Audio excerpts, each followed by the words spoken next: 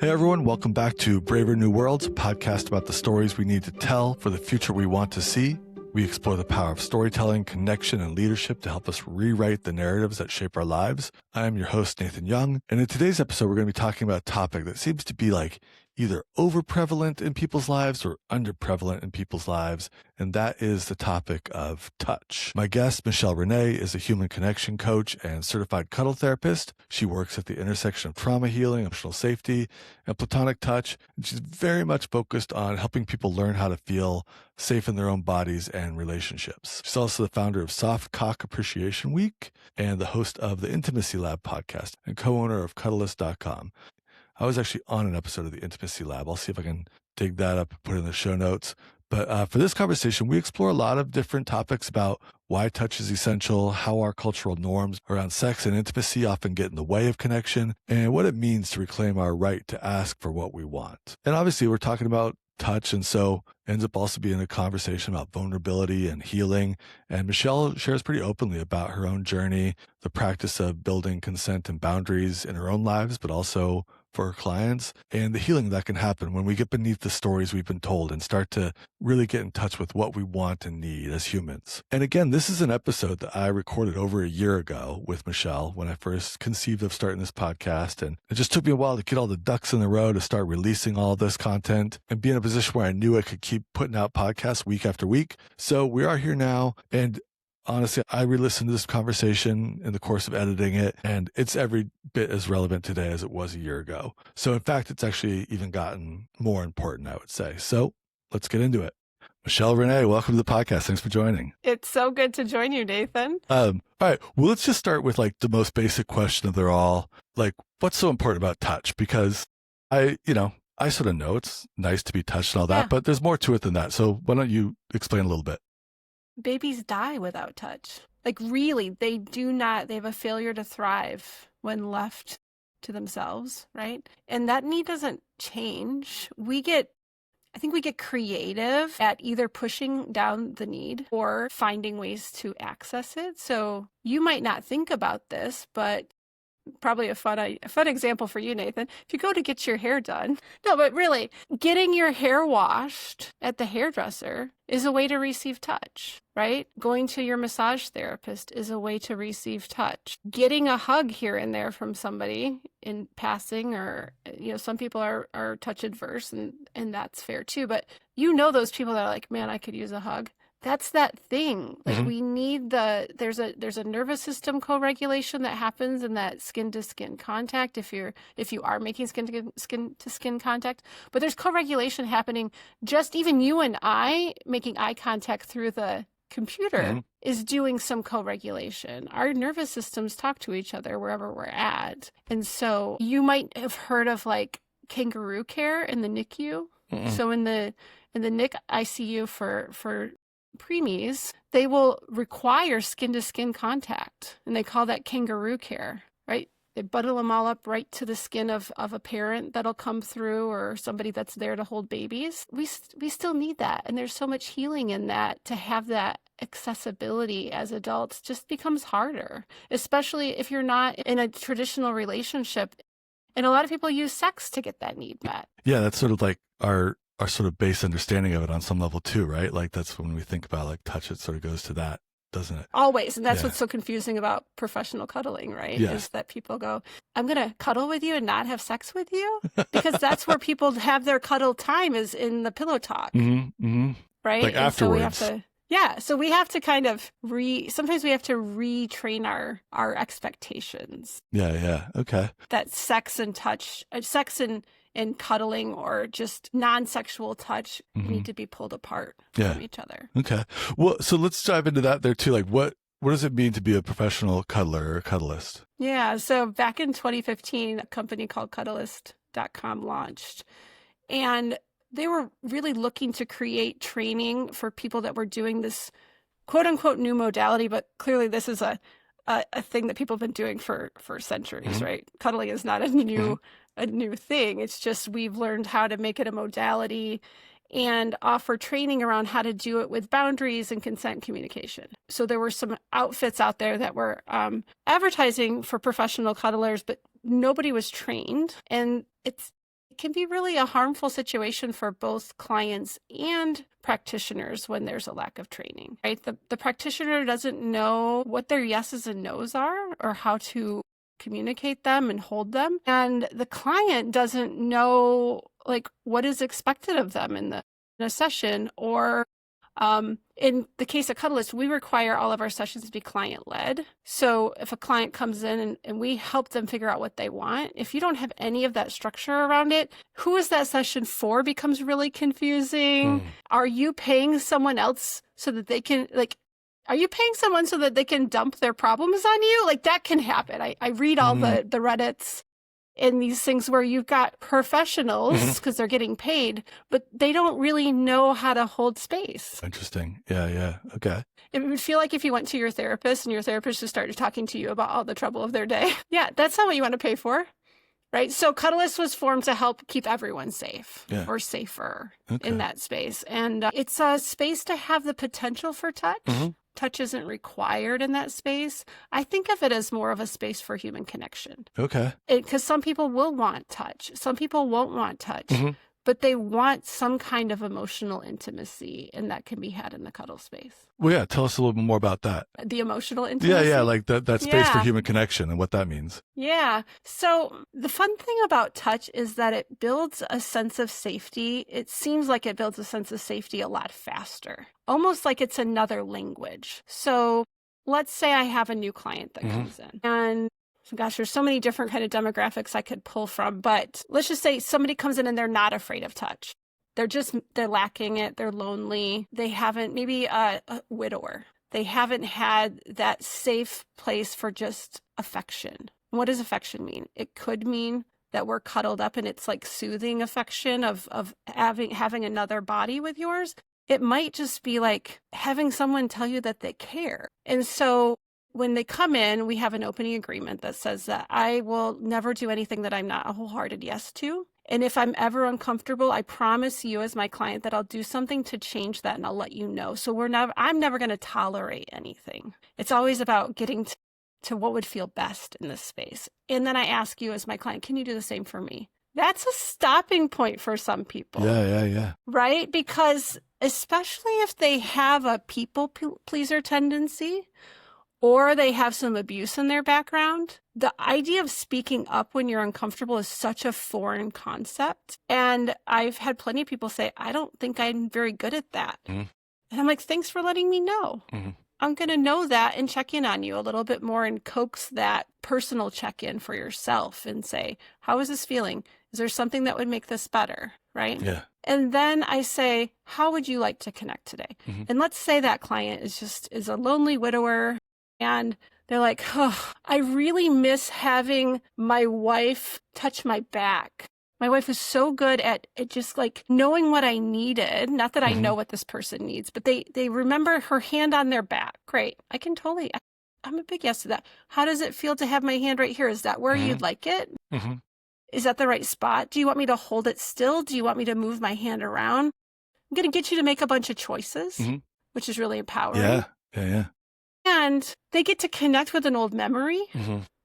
That's talk about vulnerability and emotional intimacy. So many people get to cry in my space. Like they might even come looking for a place to cry that feels safe enough to cry. Yeah. And so I get to be in it with these people, like in such a close way when they might have been a complete stranger 30 minutes before that. Yeah. But because of the type of connection we get to practice, those barriers drop pretty quick. And so you just said that word practice. It strikes me as one of the things as you're saying all this too, one of the things that struck me was that, we don't always find ourselves in opportunities to ask for specifically what we want when it comes to touch. We sort of like, I think a lot of us, when we get in relationships or we meet somebody, like we sort of hope that their natural way of touching us like coincides with the natural way that we want to be touched. And whether that works out or not can sort of dictate the relationship. We don't have much of a language or a modality or ways of practicing on an interpersonal level how to like maybe even adjust that, do we? Or maybe we do. In movies haven't helped that, right? Right, yeah. Like I think Hollywood has really done a number on expectations around long-term relationship. I'd work with a lot of therapists and a lot of sex therapists. And I remember one sex therapist messaged me one day and she's like, oh my gosh, I just worked with this couple and the wife thinks for sure that her husband should just know what she wants and she does not want to have to communicate it. And I'm pulling my hair out because we are adult human beings that need to be able to tell our partner what we want because our partners are not mind readers. Yeah. They were never meant to be, but Hollywood has sold us a story that there is this like natural, innate knowing. If we're compatible, you should know. Yeah. It's complete bullshit. Yeah. It's absolutely made up. So yeah, what is that like then for maybe clients you've worked with to the degree that you can share, like to have an opportunity to really speak to what they want? It's life-changing. I mean, most of the people I work with are single. And in ways that's really a lot easier because they're going to quickly learn a new way of relating because I'm a very direct communicator. I want to know what you want. I want to know what you don't want. The first time a client figures out where their no is, I get incredibly excited. Most people in their relationships don't get that experience from a no. Yeah, exactly. Because you might be worried that no is like a terminal no for the relationship. And it's a no to you. It's not, we don't think about it as a no to the offer or the invitation. We think of it, it's a no to me. Yeah. And we get very defensive because we're all still trapped in middle school dance or junior high dance where somebody told us no and we went into a shame spiral and we've never questioned that or gotten over it. Yeah. So we don't want to ask for anything because then we might hear a no. But if we can get our partner to want something that we want, then we don't have to ask for it. Yeah. We have backdoor ways of kind of manipulating people into wanting what we want so that we can get our needs met without having to actually articulate them. Yeah. So what are when you're working with a client, what are some of the things you talk about or advise or ways you approach helping them be able to speak to this better? Well, it's that opening agreement. We start every session that way. Okay. And there's a few ways to look at that opening agreement. And as I progress with a client. Can you repeat it just real quick? So we The way I start it with a fresh client that's never been here before is I say, this session is for you. I promise you I'm never going to say yes to something I'm not a wholehearted yes to.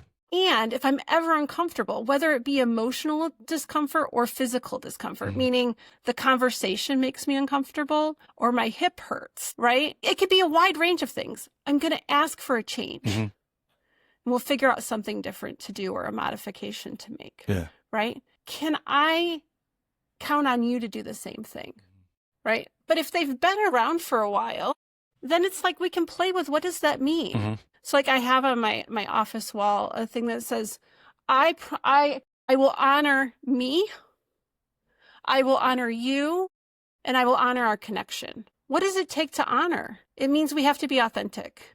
We have to respect each other. That means if I have a no, you are respecting that no and not pushing.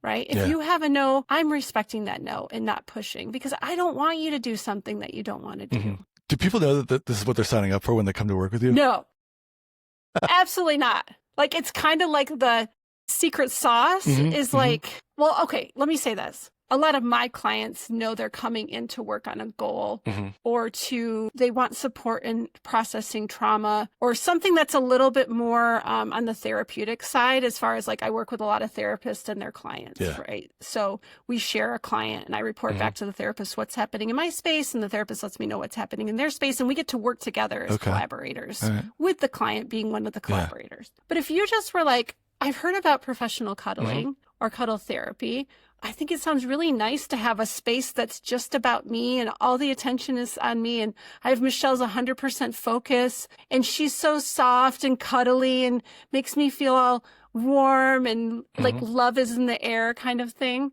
They don't know that they're coming in to have these moments.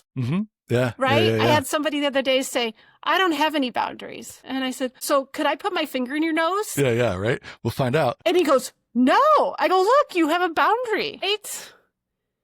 That little thing he processed came back a couple weeks later and he goes, I keep thinking about why did I do that?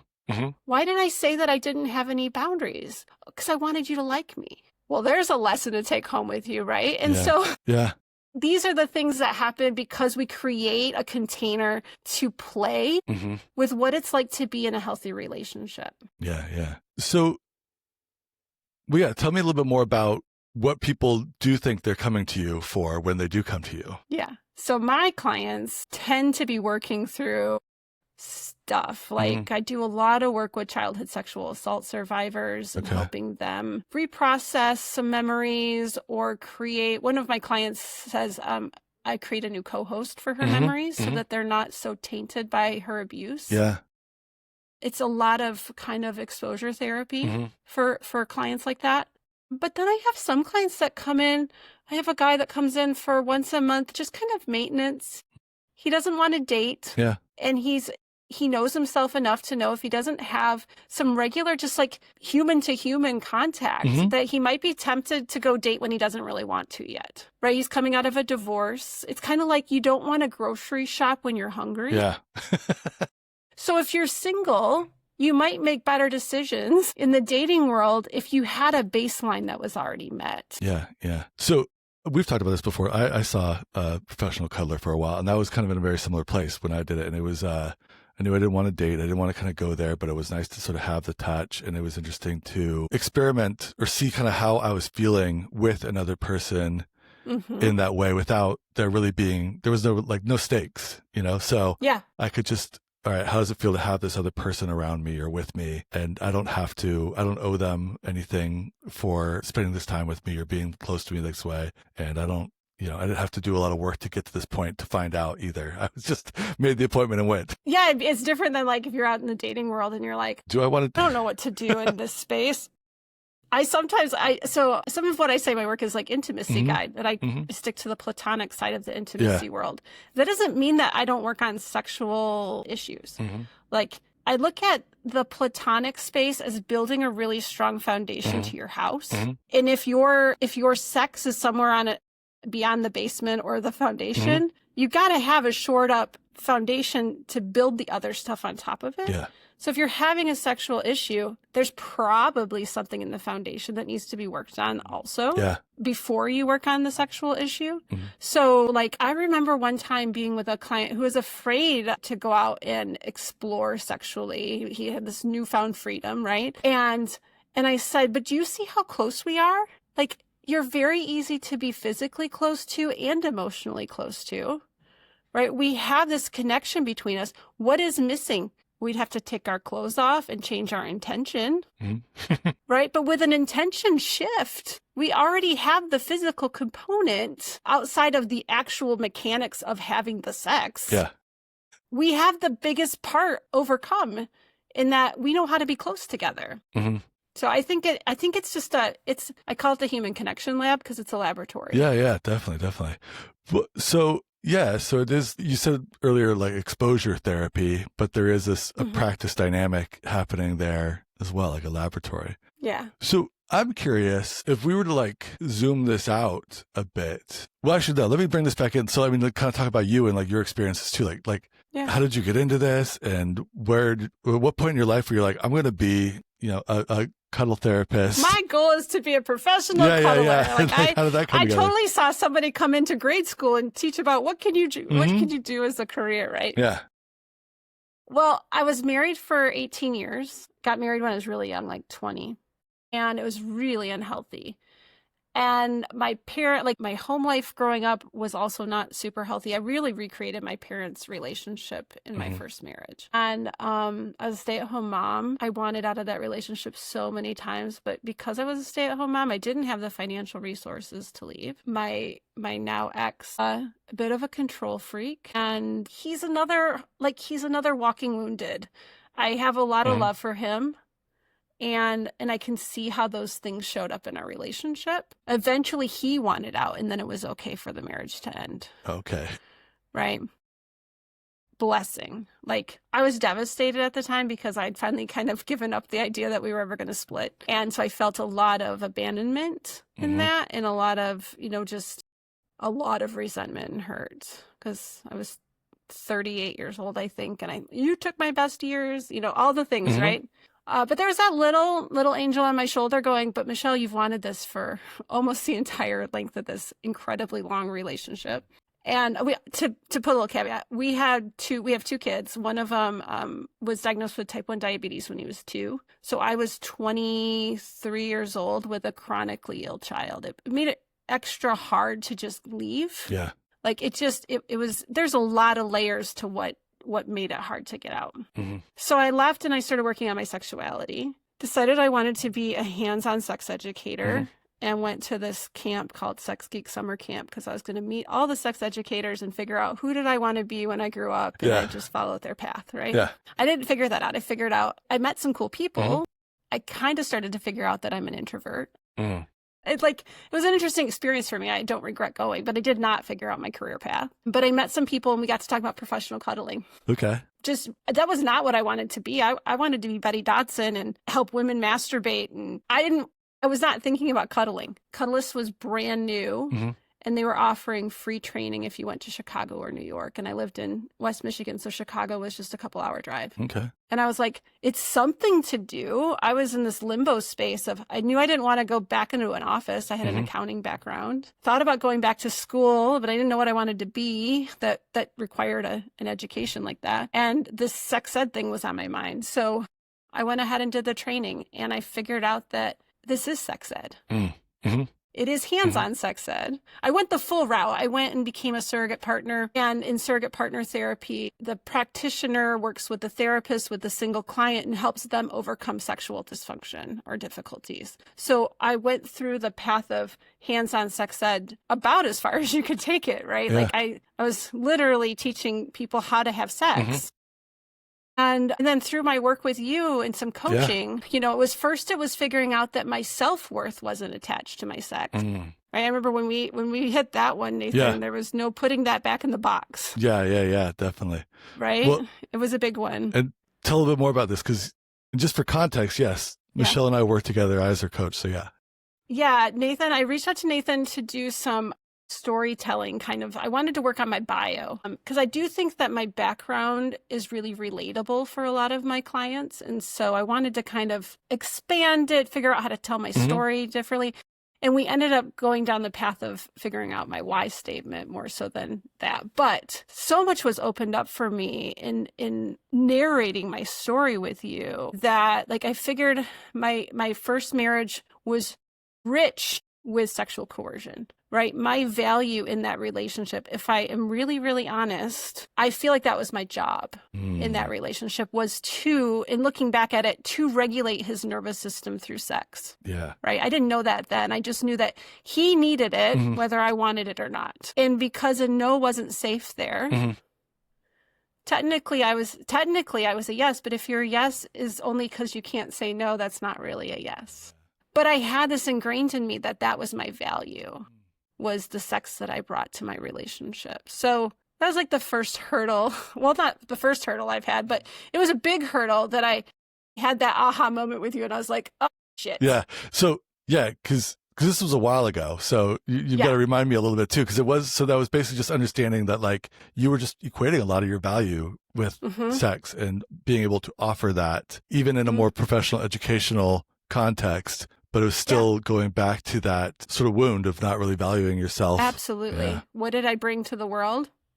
That's what I brought to the world. I did not connect it to my work right away. Yeah. It was when you were getting your life coaching certification and you needed to do some practice hours. And I was like, I'll do it. I love working with Nathan. This will be great. And you're like, so what are we working on today? And I said, I think my question is, how do you have the practice? When is it appropriate to work with the practice you want versus the practice you have? And somewhere in that conversation, I said, wait, my value in my work is not in my sex. Yeah.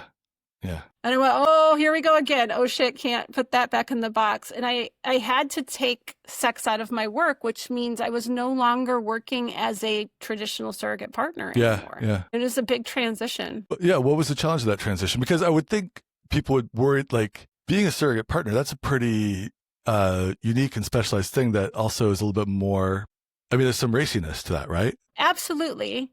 It's an interesting cross of like sex work and therapy. And I'm not a therapist. Yeah. I'm not a licensed therapist. I've not gone to school to be a therapist, but I was charged to build relationships with my clients so that they could work on things in therapy and see what would show up in our sessions. And a lot of the people that came into that work were, a lot of them were cis heterosexual men that were like, my penis doesn't work the way I want it to work. Yeah. Yeah. Right. And in my background and geekiness goes, well, there's a safety issue. And if you're like, a lot of times I think that there's a next generation of people out there that have grown up with a very different casual sex scope because we have Tinder and all this online dating stuff. I think people move a lot faster than their body wants them to.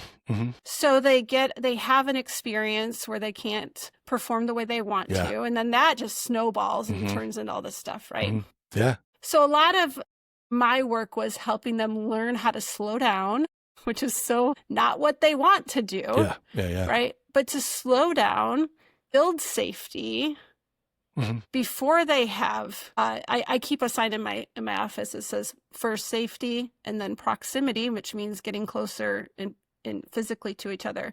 And then we bring in touch and sex, and then we come to bonding and love. But that's the animal model. Yeah. And as a society, we kind of do it backwards. We look at someone, we make a story up about them, we fall in love with that story, right?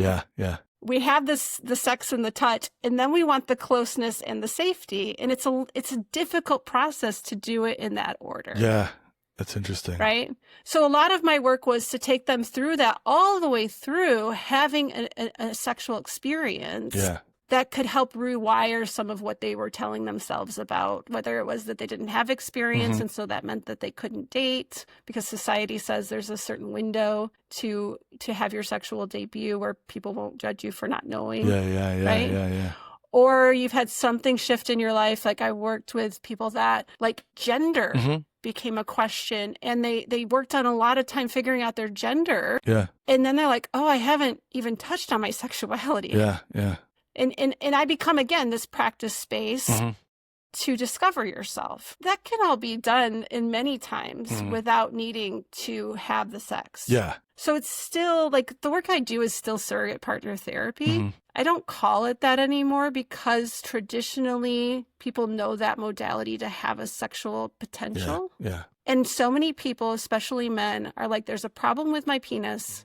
How are we going to fix it if we're not touching my penis? Right. And so it's okay with me. I get a different demographic. I now tend to work with a lot of women that have childhood sexual abuse because it's still about learning how to be in your body with another person. Yeah. That's the umbrella. So I'm curious, what has this done for you to make this transition to like have this realization about yourself and shift the way you're working for yourself also? Yeah. It was a year of not self-abandoning. So this shift became official at the 1st of 2024. I don't remember when we talked, but it was within a couple months of that. Yeah. And I wasn't doing a lot of that work at the time, so it let me have some time to really sit with this. Michelle can't put this statement anywhere where she can't see it. You know what I mean? Like, I can't hide it from myself. And yeah, it was January. I just said, okay, for 2024, I'm going to take sex out of my work as a promise to me. Because I wanted to see what it would be like. And I needed to have a firm deadline for that just because I want to be flexible and able to change my mind in all things in life, right? I don't want to be a rigid thinker. But I also know that I'm a helper. And even in that year of taking it off the table, I would have a client in my space and I would go, oh, they need a safe sexual experience. And then I'd have the part of my brain go, Michelle, you have all these other colleagues that could do this with them. You don't have to be the person that does everything. Yeah. And so I held that promise to myself, which is like healing my inner child. Right. So I'm very lucky that it hurt business. Yeah. Okay.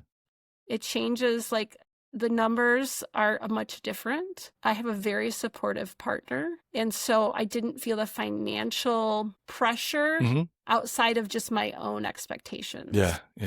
And that's a lot of privilege. Totally.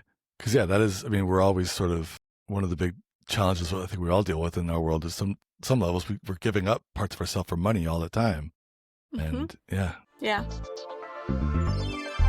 As much as I love doing this podcast, sad truth of it all is that doesn't pay the bills. It actually costs me money to make this podcast. But that's okay. I love doing it, so we're doing it. So what does pay the bills for me is I help individuals and organizations leverage the power of storytelling for leadership and persuasion. This is the work I do, and I want to tell you about it real quick here. For organizations, a lot of times the work is very much focused on fundraising for nonprofits or developing a narrative strategy for the important messages that they want to get out in their campaigns. It can also be about developing leadership and communication skills amongst the team that you've already got working within your organization. For individuals, a lot of my work revolves around helping develop a narrative-based communication approach for those high-leverage career moments that come up from time to time, like giving a public talk, interviewing for a new position, integrating into a new role at a new company, or making the leap for yourself to jump into entrepreneurship, and how you talk about the work that you do with the external audiences there too. These are very much the moments that can have a huge impact on your career. And by utilizing storytelling and narrative, you can not only communicate a more resonant message about what it is that you're doing, but also one that's going to stick. So if this is intriguing to you and you want to know more, you can check out my website, storycultureconsulting.com. I'll have a free tool on there that's available for download, or you can check out the show notes too. I'll have the same tool down there that you can grab too. Once again, that's storycultureconsulting.com. And now back to the show. I'm curious to know more about the sort of like psychological shift for you though too, like how you've been able to own this sort of new version of yourself perhaps since making this shift, and how that's played out in the way you're interacting with the clients too. Well, it all started with Cuddlist. I mean, I had to come out of a background of always putting everybody else's needs first. I wasn't on the list at all, which is, I think, a common mom thing, right? Like, it's not just because you came out of an unhealthy childhood or relationship. It's society and what what we're supposed to do to be a good mom, right? Or a good parent, or whatever it is. You're supposed to be selfless. Yeah. I hear that on dating shows sometimes, and it makes my skin crawl when they're like, she's so great, she's so selfless. And I'm like, that is not a quality I want to ever have somebody say about me anymore. So that had to start first. And I had amazing mentors in Cuddlist. Like, I was operations manager for a long time, and I got to work every day with the founders who had this kind of, I think of that world as a culture. And like, I don't just show up as a cuddlist in my session. That's just how I walk through the world now. I use the opening agreement when I take a road trip with my kids, right? We get in the car and I go, okay, everybody. and I say, like, I'm going to take care of me. You take care of you. If you don't speak up, I'm not going to know you need something. Yeah. Right. I think we come from like these different cultures of like ask culture and assume culture and all those things. And I'm from the Midwest. Like, I don't think anybody there knows how to ask for what they want, you know? So it's those things started then, and they just keep layering every year with every new discovery about myself. Because here's what I think has happened is that I've healed enough that I can start to figure out who I really am and not who I think I am, but it's just really coping mechanisms. Yeah. And so I keep learning more and more things. And I'm turning 50 this year, and I'm just like, whoo, 40 was...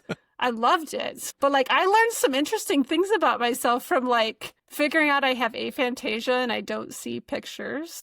Like, that's an interesting thing to look back at and how it's affected my life. Figuring out that I'm asexual and that I don't experience sexual attraction, though I do enjoy sex. Wow. Okay. Those two things are different. Yeah. I didn't know these things, but I surround myself with really smart people that like to talk about these things. I feel like there were some other big ones that came up, and they're not hitting me, but like, I'm just like, wow, it's so cool that in your late 40s, you're still learning about yourself. I just imagine my 50s, I'm going to learn so much more. Yeah.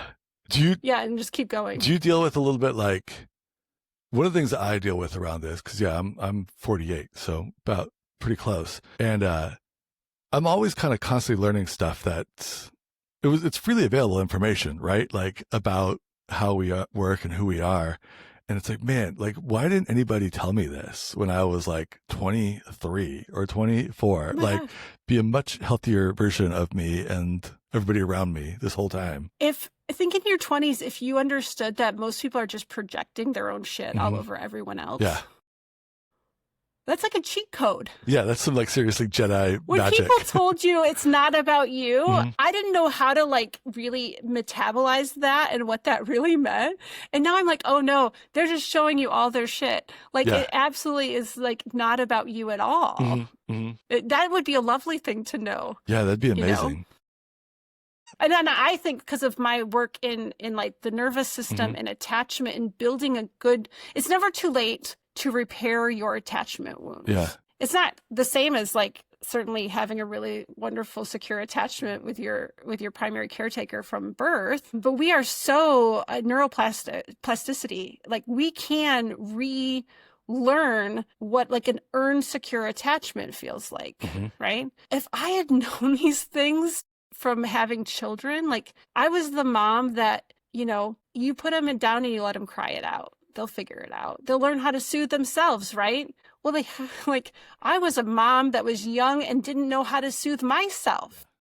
Like I had a dysregulated nervous system. My kids are learning that off of me. If I, not that I planned my first child. My first child was very much I hate to say an oops, but like it was not a planned pregnancy. If I could have plotted this out, I would have been healed enough to be able to regulate myself. Yeah. Right? I would have, because if you can't show up and regulate yourself, your kids are just feeding off of your nervous system. Right? So that's like one of the real ones that I get real upset about. Like, and I try not to like you don't know what you don't know, and so I have to forgive myself. Yeah. But I'm also working to repair those relationship issues. Like I don't know if there's issues with my kids around it, but I understand that they probably have some issues that are tied to the fact that I was a dysregulated mom. Yeah.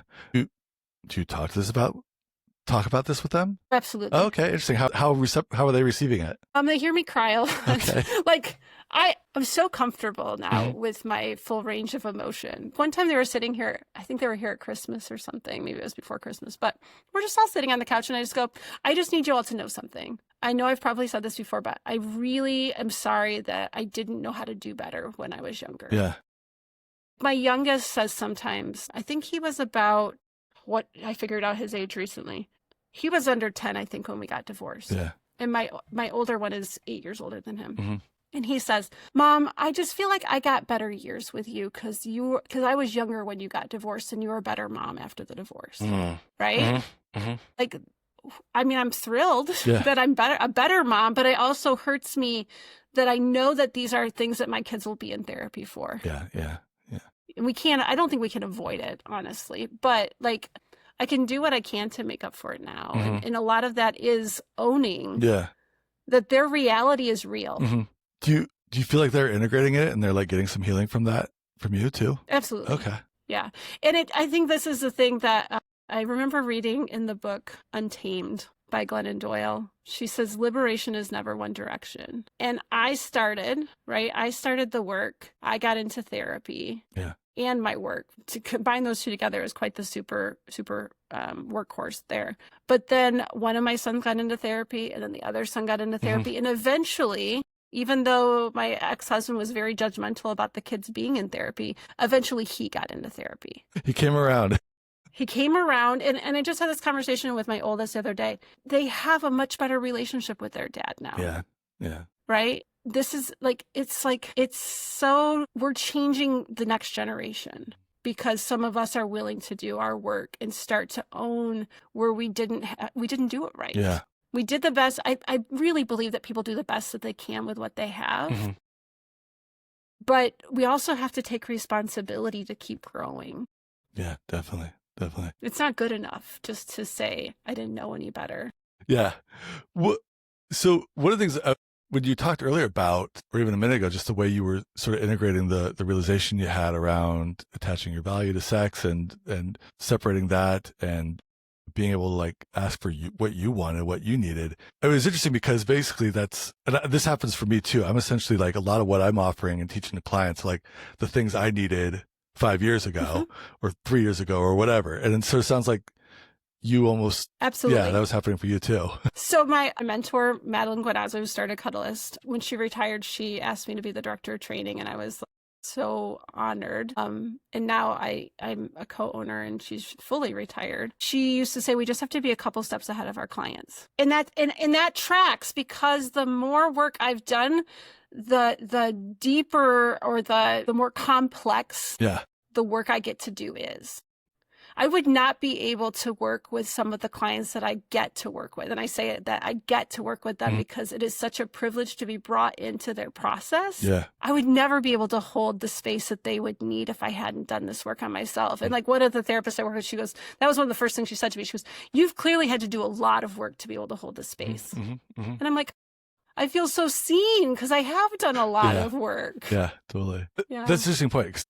Do you ever, one of the things especially when I first got started and started shifting more from like the public speaking and storytelling coaching to the more, life purpose and really coming into our full selves coaching that I started doing was this sort of feeling that like, I'm not qualified for this, or what am I doing? Or like just sort of shame and lack of confidence in myself as far as like what I was able to offer there. But it really is like, you don't want a therapist that's been perfectly sane their whole life. Like that's you want people that have experienced it too. And they've had to do the work, even if they just like figured it out a year or two before you, then.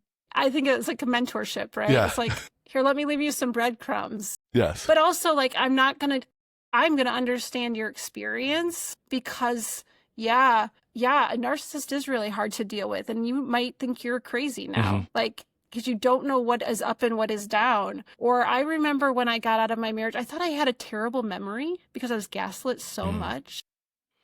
Right? Yeah. And to watch myself and others learn to trust themselves again. And to know that, like, I firmly know that what you need, you already have. Yeah. It's in you. I'm not here to heal you, or I don't like the term healer. I'm just like scaffolding. I'm just structure on the edges to keep you like, there's a study about children on the playground where if they let them on the playground with their teacher and there's no fences on the playground, they stay very close to their teacher. They don't explore. And if there's fences, they will spread out from their teacher.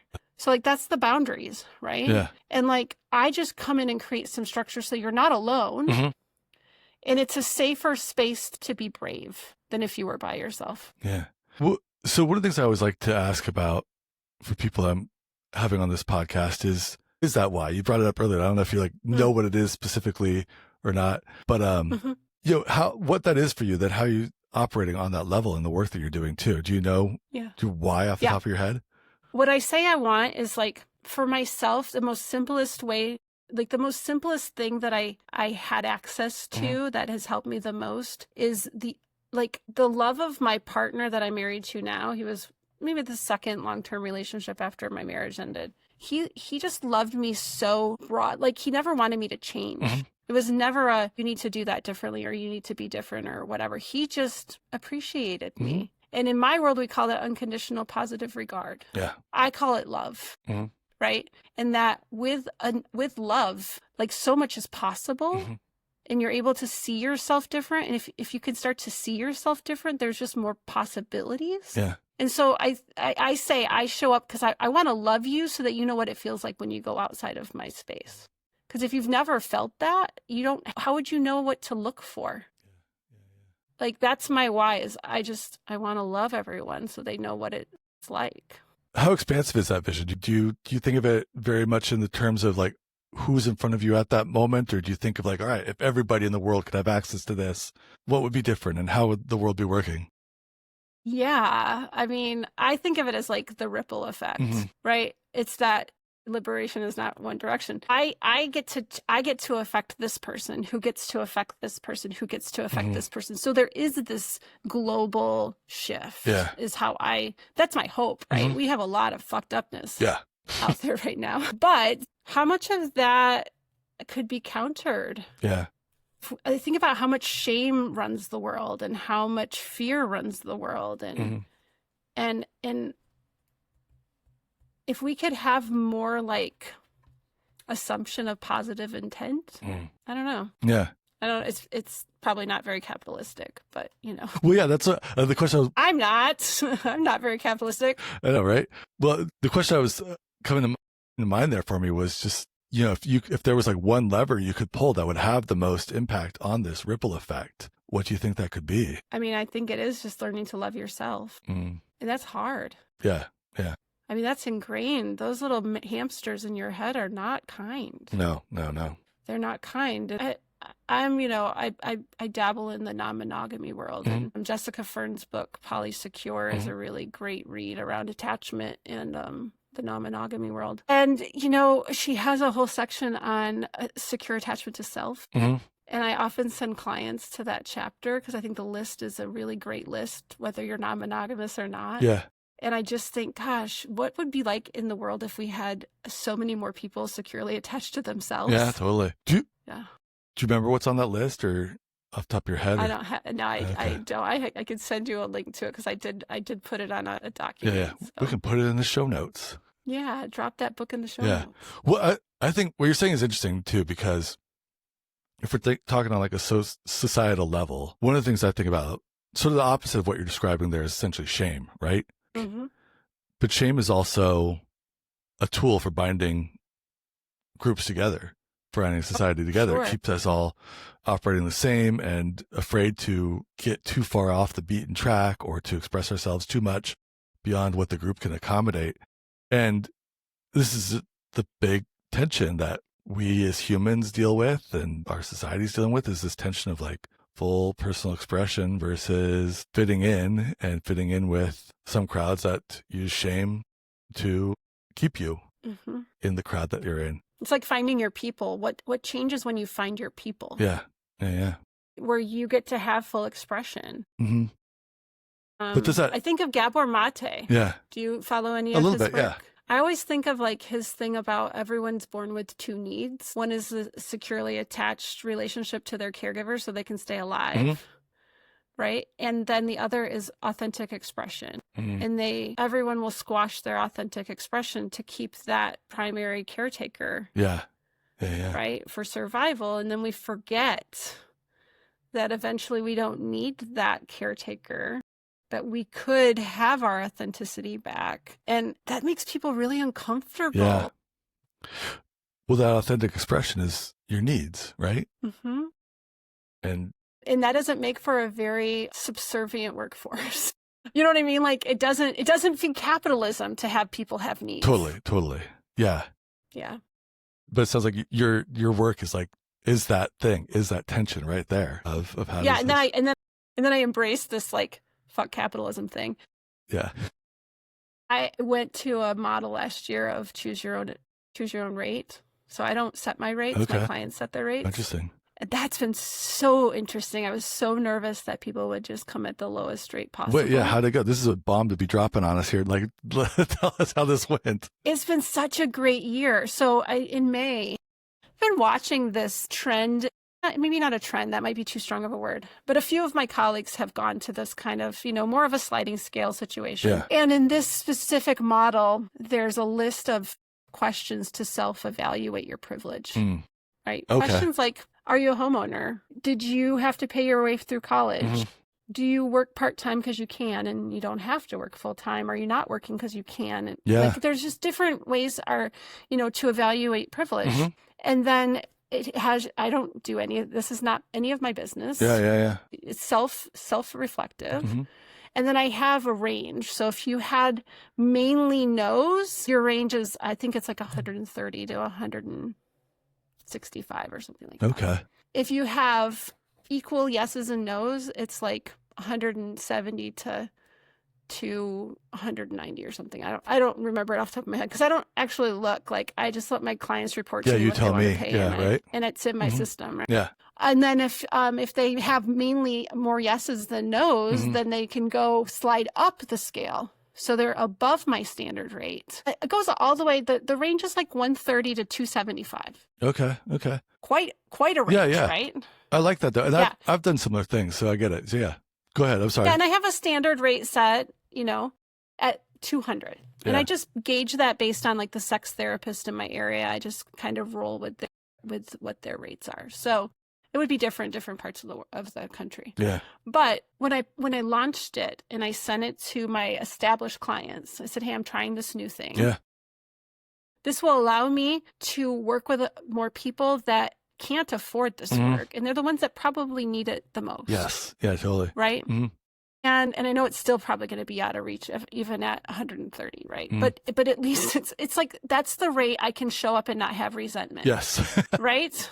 I give a lot emotionally in this work. I can't do 40 hours of this work a week by any means. And honestly, a full load for me would probably be 15 hours of client time a week. For sure. Yeah. So I sent it out and I expected to get everybody coming back. And at that point, 100 was the bottom. But then I realized 100 is just not enough for me to show up and all the things that go in the background. And I held my breath because I just thought for sure I was going to get a bunch of people coming back at the bottom rate. And when I sent this out, my current rate at that time was 170. And so I was bumping my rate and doing this whole new thing. The first person to respond was a cis white man, and he came in at 240, and I cried. Yeah.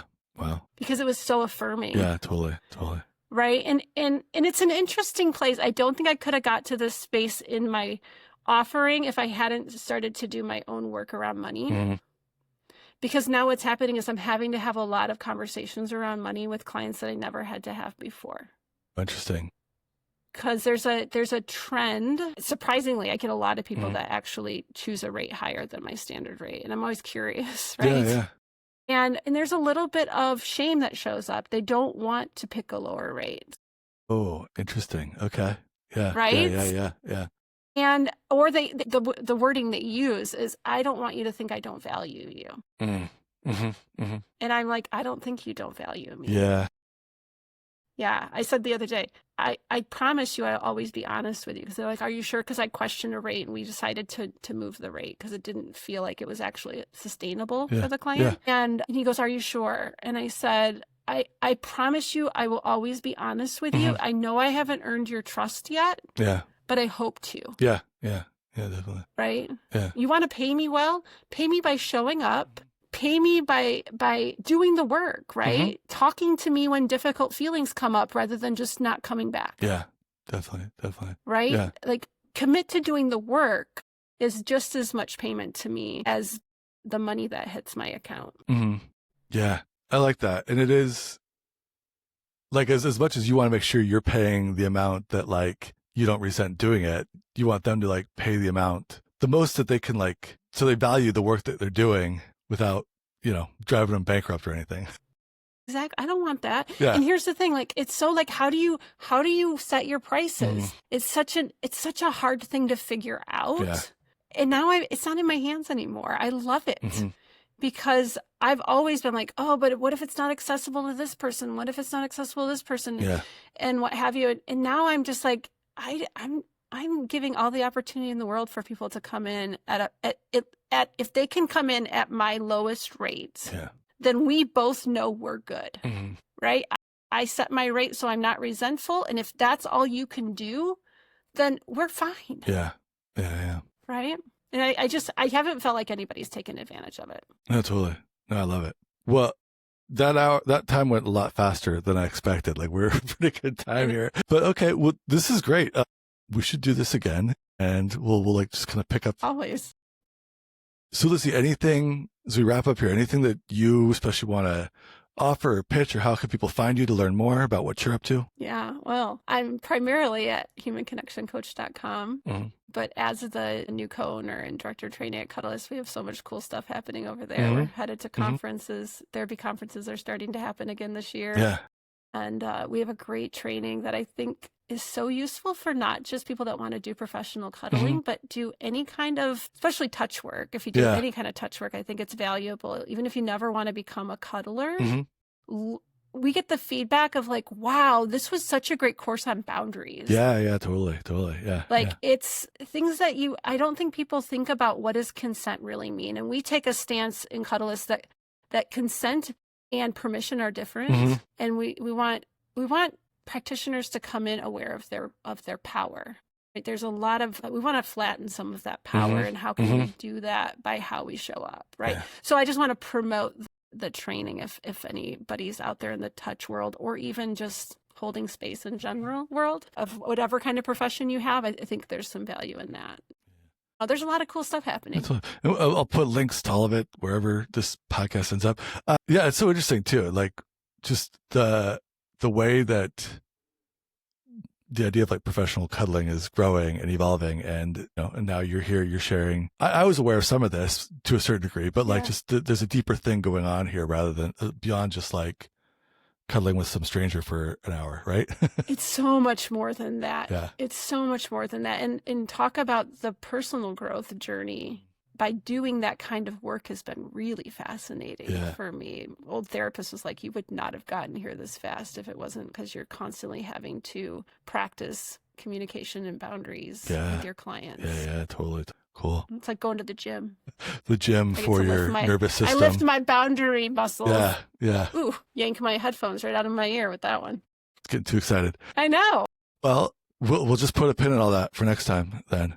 Sounds good. All right. Well, thank you so much for... Maybe let's get you in for a session. Oh, yeah? For me or like other people? Everybody? I want to do a cuddle session with you. Okay. All right. And then have you come back and talk about it. That's an interesting idea. Okay. I would love to do that. Okay. Interesting. I might be open to that. Get it on the books. Okay. I'm a little like, you've hit a thing for me where I'm like, ooh, touch. Well, that's beauty of it is I want you to come in with that same feeling and honor it. Okay. All right. Okay. Because that's just as valuable. Yeah. And notice if anything shifts. Okay. All right. Well, all right. Let's give it a shot then. All right. Well, thanks so much, Michelle. Thanks for joining us here. And we'll talk again. Awesome.